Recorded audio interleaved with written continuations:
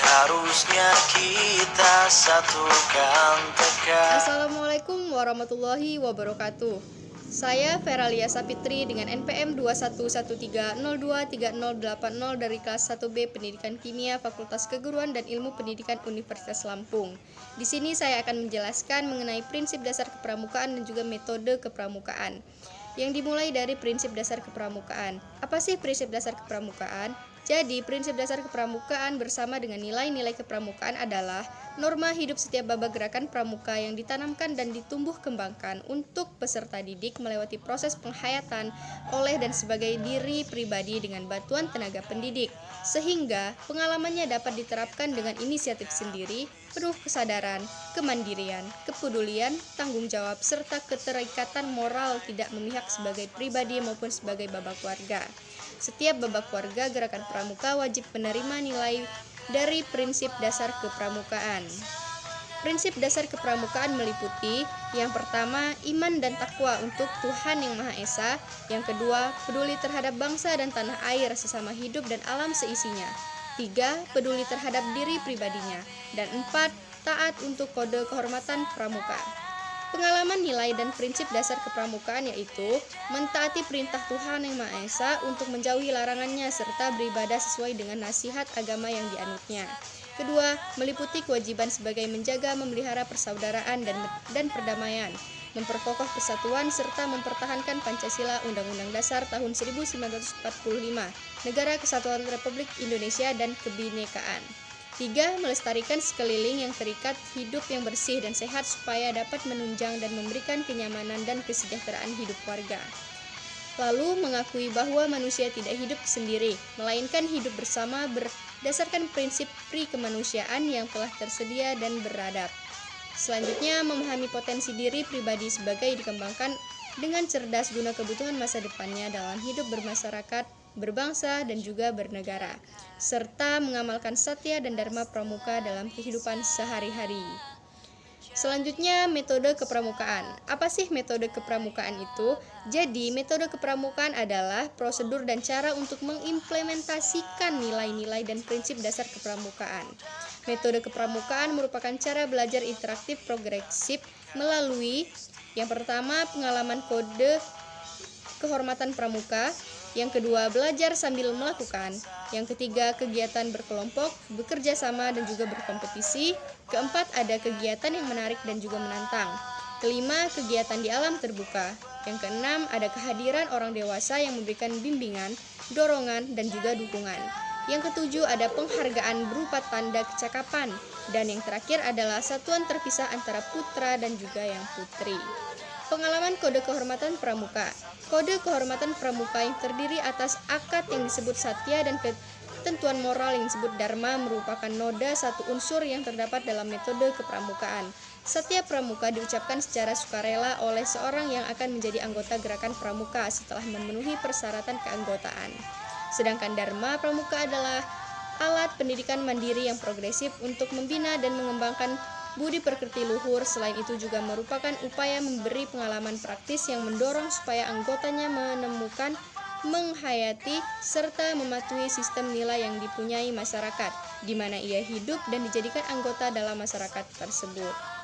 Yang kedua, belajar sambil melakukan.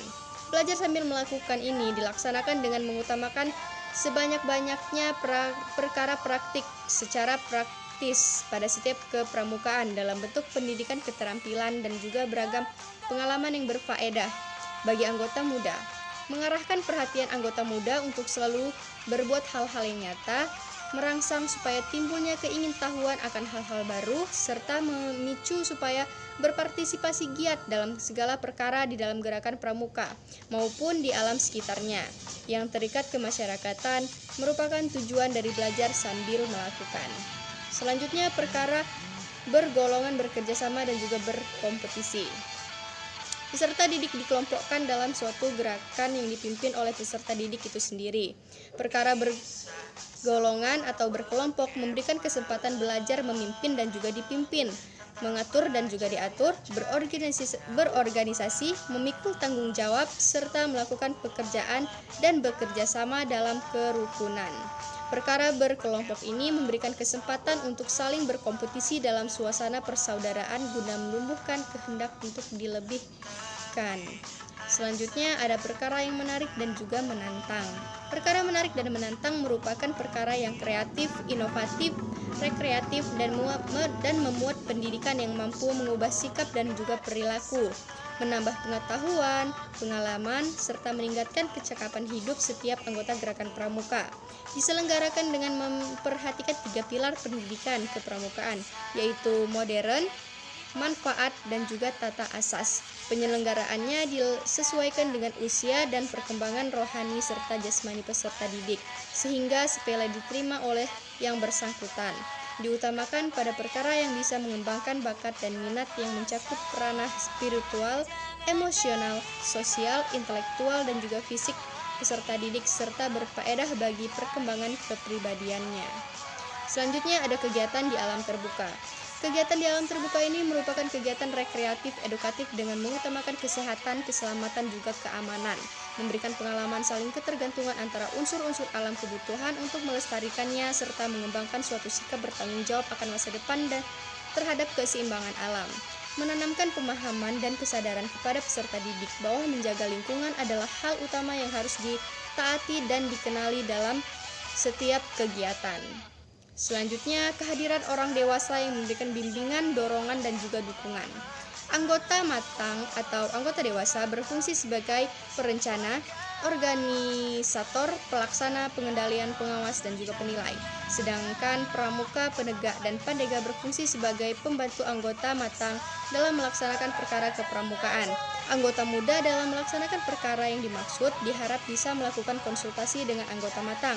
Dan pada saat pelaksanaan perkara tersebut, anggota matang diharapkan bisa memberikan pembinaan dan juga pendampingan yang dikarenakan anggota matang bertanggung jawab atas pelaksanaan perkara kepramukaan oleh anggota muda. Selanjutnya ada penghargaan berupa tanda kecakapan.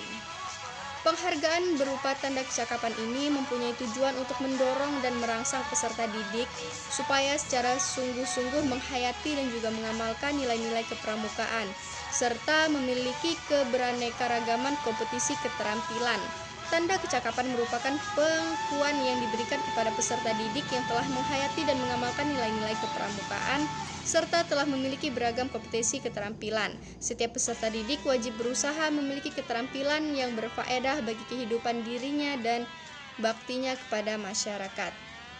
Selanjutnya ada sistem satuan terpisah. Sistem satuan terpisah pramuka putra dan putri diterapkan di gugus depan Satuan Karya Pramuka Dakon Perkara Bersama.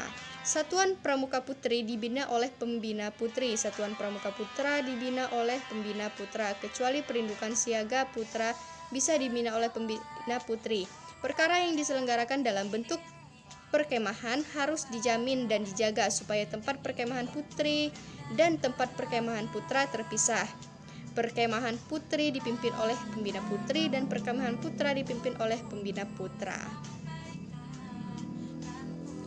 Itulah penjelasan mengenai prinsip dasar kepramukaan dan juga metode kepramukaan serta pengalaman dalam kehidupan. Sekian yang dapat saya sampaikan. Mohon maaf apabila terjadi kesalahan dalam tutur kata dan juga bahasa. Terima kasih atas perhatiannya. Wassalamualaikum warahmatullahi wabarakatuh. Salam Pramuka.